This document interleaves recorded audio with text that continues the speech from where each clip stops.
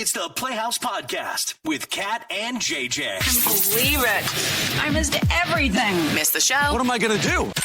Check out the Daily Podcast. So the penny is being discontinued. So we started talking about people that have just a big change jar. Like it's full of nickels, dimes, quarters. How much is really in there? We tossed that question out early this morning. Interesting replies and what they want to do with it. Coming up in the podcast. Let's go. Sit down with LPP.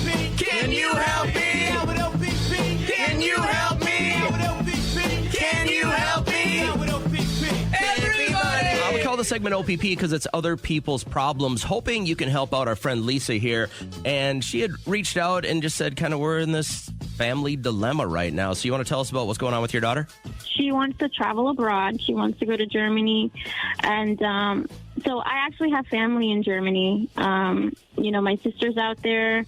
And so my husband, though, he is very adamant. He's saying, no, it's college right after this. And so I understand her because obviously, I was in her place, when I was 18. Yep. And I actually took a gap year, so I know what it's like to, just not have all the answers. And I really think that traveling, just travel in general is going to be so beneficial to her. But my husband, he's just, I don't know. He's like, nope, you have to figure yourself out in college. And so we don't know how to convince him. So it's 2 against 1 at this point. You both want her to go and experience the world. And he's just like, we got to do it the right way. And the right way is, in his mind, his way. Yep, exactly. It's college, classes, building discipline through that. But, that doesn't compare to meeting new people, learning a new culture. I agree. And, yeah, I think that humbles you. And I think that's exactly what she needs. So, I don't know. I've had this conversation with him so many times, and he's just so hard-headed. Yeah. I don't know what else to do at this point. So I get this, and this is my third that I'll be sending to college, and we kind of had this conversation with our middle one where she was like, yeah, and I'm like, but you have a plan already in place. Let's not pause that plan. You got plenty of time to travel when you're an adult. That was the kind of the way we went at it with our kids. Mm-hmm. But I'd be curious to find out if you've been in this situation. You've got a kid going to graduate from high school. They want to take this gap year. They want to travel. They want to experience the world.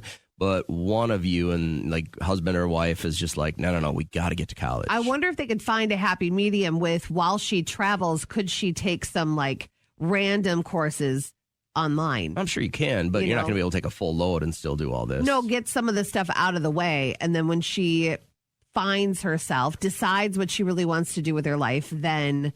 But these would be amazing experiences to go travel, learn how to navigate the world. How is the rest of the world different from where your small world is from? You're going to constantly be learning one way or the other, but I'd be curious if you went through this in your household. How did it turn out? Is there any good move to make here, or is there something she should be avoiding as this happens? Because these next few months are going to go fast. You're going to get to April, and you have to have your housing in. And you're going to get to May, and you've got to have your roommate selected and stuff like that. It's all going to be coming down the chute really fast. If you've been through this, what advice can you give to Lisa? Will you call us right now real quick? Just give us 30 seconds of your day. Talked to Lisa a few minutes ago, whose daughter is going to be going away to college next year. Maybe. She wants to travel abroad. She wants to go to Germany. And so I actually have family in Germany. My sister's out there. And so my husband, though, he is very adamant. He's saying, no, it's college right after this. So he wants no gap year. Lisa and her daughter are kind of like, hey, let's see the world a little bit. This can kind of tear a family. This could, especially if you are just, do you wonder if maybe a big reason for him wanting to have her go to college is that he's just very worried about her maybe going off on her own, and that's a valid feeling. World's a scary place right now. Hey, Claire, I saw your text. This was interesting. What did you say? I guess I'm wondering if she's paying for college or if her parents are paying for college. Yeah. Because if Dad feels like he's footing the bill, then maybe he feels like he has a little more say about it. Yeah. Yep. And that could be it. Yeah. The other thing is, if you paying, go ahead. Then she should have more say. I completely agree. Right. I mean, it's your money. I think it's weird as a parent because you want to give all the advice you can based on your own playbook of wins or losses. And it's hard to not interject with that kind of stuff. But I think you're right. Whoever's paying for this. But here's the thing that I'm most concerned about is if she really doesn't want to go to school in the fall, and if you force her, there's going to be that not wanting to be there to learn. It's just I'm going through it for mom and dad. then did you just create a lifetime of what ifs? What if you had let me do this 1 year of travel? Where could I be if I had done that? But yeah, footing the bill. I don't know how many 18-year-olds out there have what it takes in their bank account to allow them they're to going to travel sign worldwide. the loans for themselves. They're paying for it. They're going to take out loans, most likely. Well, then go ahead and learn Right, absolutely. that lesson. Now, if you're sitting around with $250,000 in your bank account and you're 18, well, then yeah, you do whatever the hell you want because you're doing something right to begin with, right? Thanks, Claire. We appreciate your thoughts. I hope you have a great morning, and thanks for taking the time for us. Hey, Kimberly, what do you think about this whole thing? What would you do? Well, I have a couple thoughts. My initial concern is where is the money coming from? Yeah. But then I remembered my kids went to Rogers, and there was a girl in my daughter's graduating class. She wasn't all about college, and she went to Italy, and she got a job working on a private chartered cruise ship as the deckhand, and she has had the most wonderful life, and she's been all over the world on these beautiful ships, and she met her now fiance, so that worked out well. She's not in debt. There's another option I wanted to share is my daughter didn't do it because she was too fearful, but another Rogers high school grad did it this year.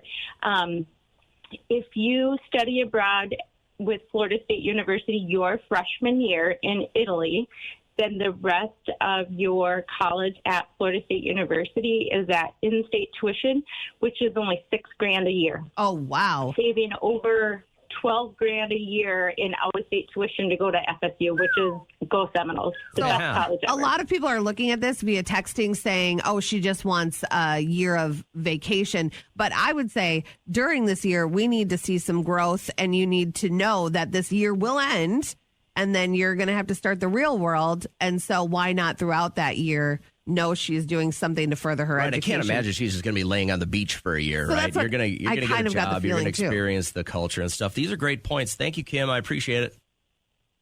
Yep, have a great day. Yeah, you too. Take care. I got time for one more on this. OPP, other people's problems. Amanda, how would you handle this? Yeah, so I actually was a student that took a gap year. I graduated with my undergrad at 20, and I took a gap year in between undergrad and my master's degree. And my mom, after I graduated with undergrad, was kind of oh, you shouldn't do it. You're not going to go back. And no one else in my family had went to grad school. And so she really wanted me to do that. Yeah. And I honestly regret not doing it sooner because I ended up doing political science for my undergrad anyways, and so my gap year was during COVID, and I utilized that I had friends in Colorado and aunts in Florida. I got to travel way more than I would have, and my mom especially, I think, with wanting me not to take the gap year, pushed me more to be like, oh, okay, I'm going to show you, I'll take the gap year, and then for sure go and graduate. Yeah. And I think it is important to, if the child or the student doesn't know what they want to do for undergrad, take that gap year, let them figure out what they want to do.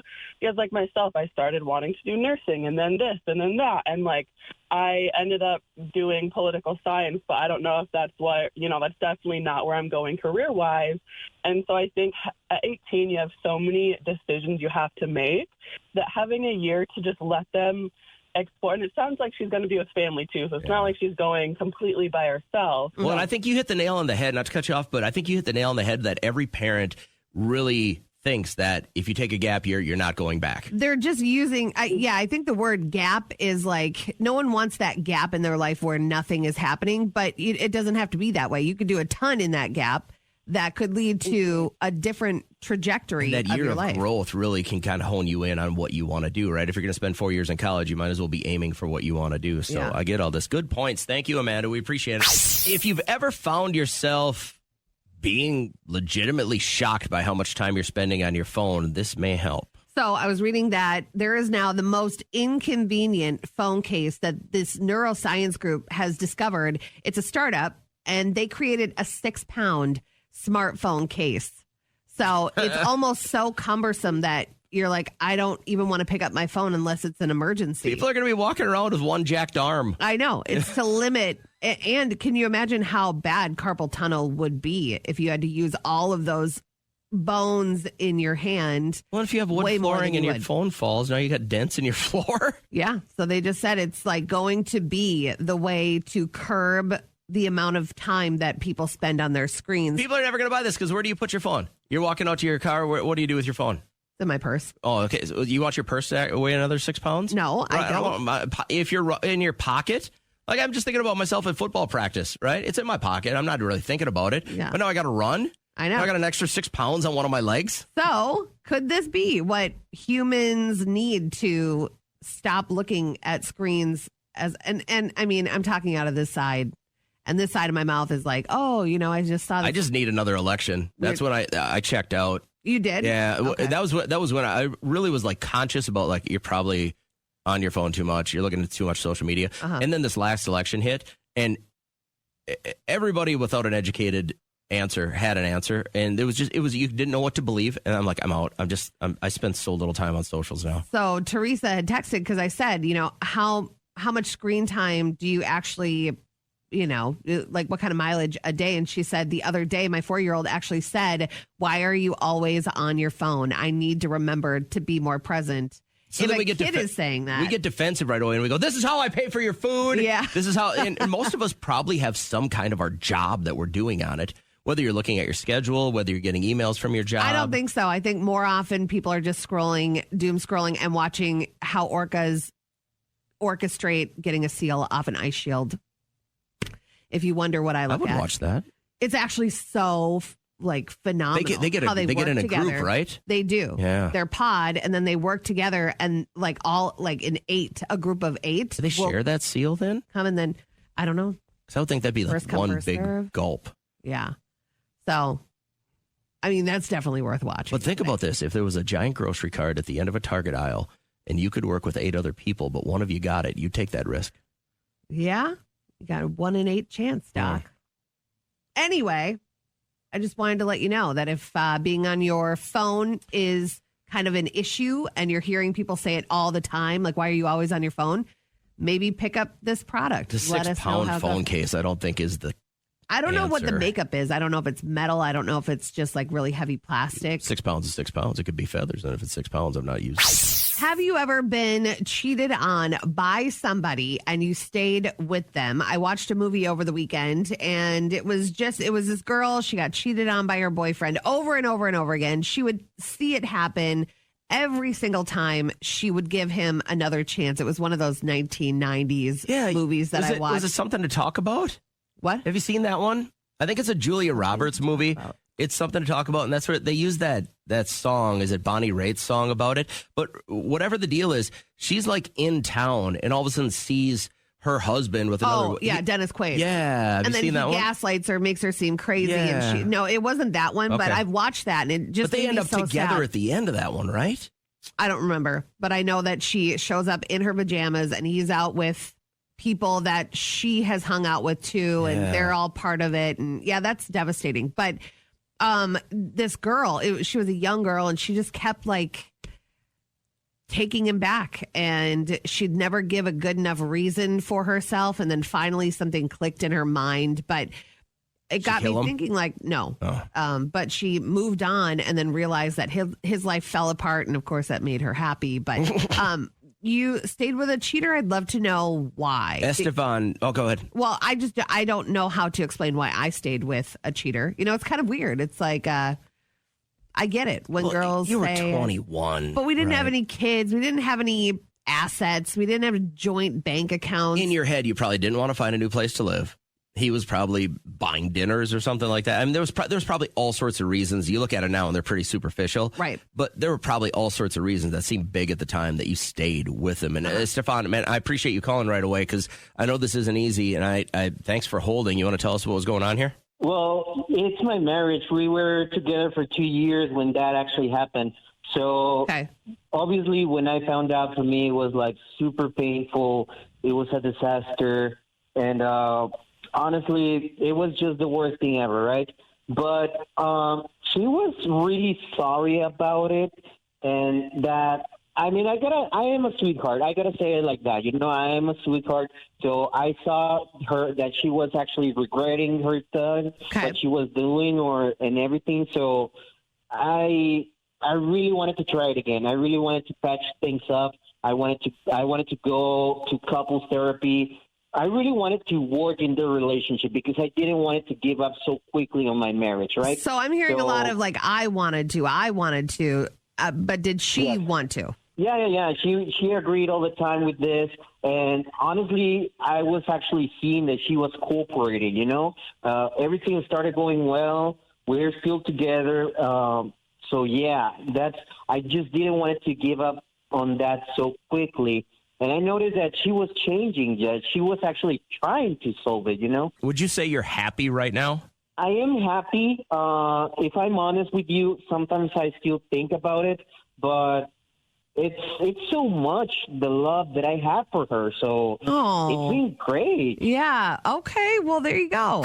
Hey, good morning, guys. It's Kat and JJ. So when you were a smoker, how long until you felt good after you quit smoking? Because I'm guessing you were jonesing for it. Yeah, and what I always talk about is that smoker's cold. Like your body is breaking down, you know, some of the stuff like the cold, you get a head cold, snot, coughing. But I would say after a month, I felt really, really good. So my neighbor's dad, as Trish and I were picking up leaves this weekend, he came over. Hey, guys.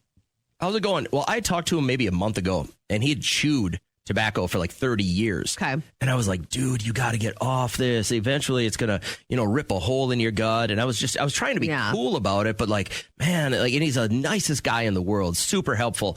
And I'm like, you got to get off that chew, find something else. And he came over, and he's like, been off it for 3 weeks now. I feel incredible. Awesome news. And I was like, that's really amazing. He's like, toughest thing to stop, though. Yeah. And he's like, it's that first one in the morning. When I could take that first dip in the morning, I'd get that little rush. And then after that, you keep chasing that little buzz, but you never get it again. Yeah. And he's like, for 30 years I chewed, and I haven't in 3 or 4 weeks. He's like, I feel great. And I was just like, that should be pushed so much more than quit smoking, here's what it's doing to your body. Quit chewing, here's what it's doing to your body. It should be give it a chance, and you are going to feel this great. I thought about, we're kind of in marketing, right? But if I was going to market something else, it would be, would you like to feel great? Yeah. Right? And just that feeling, and to see his eyes, he's like, I feel so proud of myself. And some people might, if they're a smoker, feel on a good day, oh, I feel some energy. But can you imagine 30 days later, the amount of energy and the lung capacity that you start to gain? And they say in 36 hours, your lungs start repairing themselves from when you quit smoking a cigarette. Super surprising. We had breakfast brought in the other day at work, and one of our coworkers, he's like, yeah, I have to pick up I don't even know what they're called. Zips or Zins. Yeah. I have to pick up some Zins. And then he was like, no, not 3s, 6s. My wife does 6s or something. I don't even know the numbers. I don't know what I'm saying. It's how many milligrams of nicotine is in each of those pouches. But I was like, your wife walks around with a Zin? I bet you some people do lip? because most smokers, you want that nicotine rush, right? Yeah. And if you're getting it without all the chemicals that are in a cigarette, right? Eventually, you probably you're addicted to the nicotine, so it maybe helps you get down. Maybe you start at the 6s, and then you go to the 3s, and then maybe you're just off them. I've just never heard of I've never seen a girl have one in her upper lip. All the time. I see it all the time. Where? For sure. Where are you at? Well, I'll tell you this.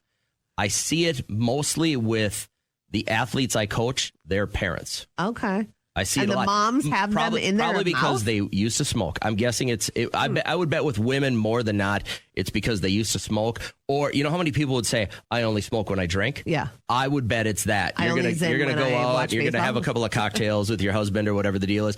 I bet you have one of his. Yeah. And you being a smoker will never be met with judgment from me. I used to be one. I get it. It's very tough. So an all-inclusive trip for 2 to Mexico. I know that sounds amazing. If you'd like it, all you got to do is be around about 8:08 Tuesday morning. We can get you on the party plane to paradise right now. Let's wrap up our podcast. I felt this weekend. I went to 2 locations and they said we have to round down or round up because they didn't have any pennies. Shut up. No, it's already happening. So President Trump had said when he had first gotten back into the White House that he was going to stop producing pennies.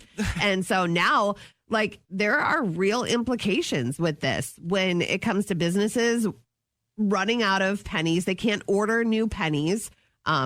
Like merchants in multiple regions of the country, they're running out and having to let people know. So you can't go to the bank and get a roll of pennies anymore? They're very, very rare. Stop this. But you go to my dad's closet and you can literally have 1 million pennies. The man has so much change. He has like 3 of those glass water jugs in his basement closet. I can't even imagine how much money. Well, it was a different day back then, right? I mean, nobody had credit cards on them. You weren't paying with Apple Pay or anything like that. Now. So your dad would go to work for 30 years. Yeah. Probably use a vending machine once or twice, and you got change on you. You always had change on you. I remember my dad always had change in his pocket. So for my son and my nephew, Liam and Clark, they get big bags of change Your from dad my just parents. empties a jar. Well, my dad has Clark and my mom has Liam, and so they have their own respective jars, and they get a gift for Christmas, like one to unwrap, and then they each get their bags. And it's the anticipation of going to the bank. You put it in the machine. Sometimes it's like between $80 and $100. Sometimes and I'm it's like, 12. So that's kind of a cool. No, it's never under $80. And then they leave and they're like, oh, let's go shopping and buy something cool. So how much change do you think you have in your house? Probably nothing.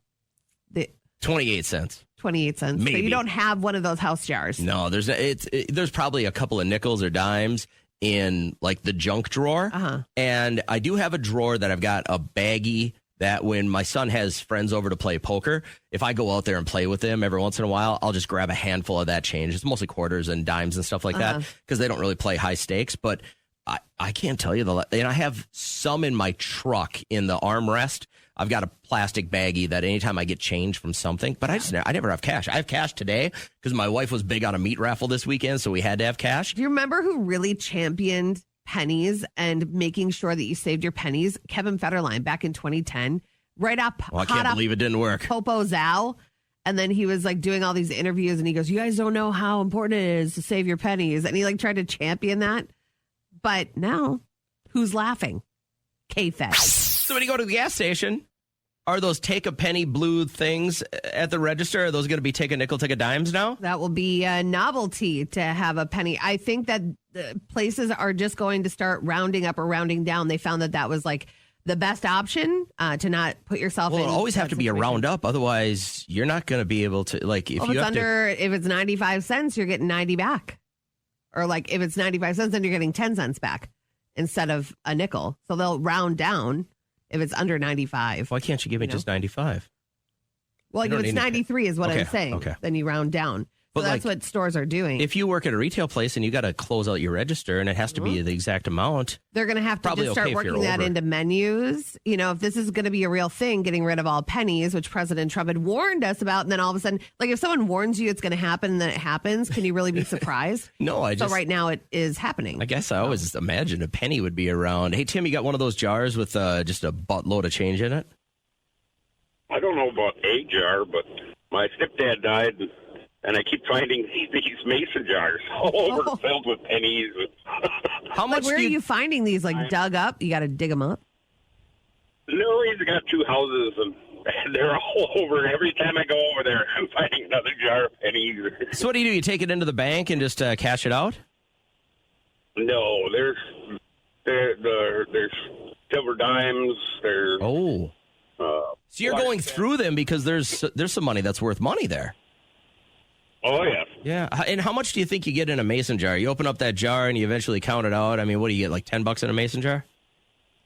Oh, I sorted out some, and I brought some to one of them coin stars, and I've gotten almost a couple $100 out of a mason jar. You got to check high and low because that's probably the tip of the iceberg. Like those kind of people, the older generation, they have stuff under their mattresses, floorboards, you could probably come into a good amount of cash. So let me talk about the rarer coins. You said there's like some silver dimes or nickels in there or something. What is like a silver dime worth? Aren't all dimes silver? It all depends. Condition is everything. Oh, okay. So, but like if you found a great condition silver dime, I mean, is that worth like $3 or $4, or is it just like worth 25 cents? Well, it all depends. A couple bucks, maybe. Okay. Well, so it's worth sorting through there. Yeah, how many? More than 10 cents. Yeah, there you go. I like that. Hey, thanks for sharing with us, man. I hope you have a great day. That's kind of exciting stuff. Tyler, how much spare change you just got laying around, bro? We got one of those 5-gallon glass water jugs down in the basement. It's got about 10 inches of change in it. What do you think is in there? $500. It's probably $700-800 in there. I know there's 308 from last Christmas. But here's the problem. So that's in your basement. One day that's going to be full. And I'm sure you're a scrapping young lad, but like you're going to need a dolly, or you're going to need to construct some like ancient Egyptian moving equipment to get that out of there. Yeah. Well, at this point, you just pretty heavy. take a hammer and you break it. And then you just put it in a sack. And then they're not that. Can you imagine having to lift that every single time you have to put it into the machine? And how much do you put in there daily, Tyler? I mean, are you constantly throwing change in there, or is this just a kind of a every other It's kind week? of weekly. It's every week or every couple of weeks. I don't carry a lot of cash anymore like I used to. And then Kat had an interesting question before, like, what are you saving this for? What are you going to use this for? Well, originally we used it for our honeymoon. Okay. Back in 2019, and we're going on a cruise with some friends in January here. Nice, you can get the drink package now. And then you're just drinking on your loose change. I like this. And I bet you most of them are pennies. So when you bring this into the bank one day, they're all going to be like, oh, look at all these pennies. Thanks, Tyler. You're the best. Way to make it happen, man. We appreciate it. This is such a fascinating thing to me because it's just beyond my recognition of throwing change into something and saving it. I love playing the guessing game of how much it is. Like if I take Liam in for his change or whatever, we like to say, how much do you think it is? And then the loser has to buy the other one a drink. You mean like a vodka drink? Do you think I mean a vodka drink? I think you do. And I play this game with my 13-year-old. Do you think I'm talking about vodka? Another reason you're a bad mom. I know you got to have a job. You got to pay the bills.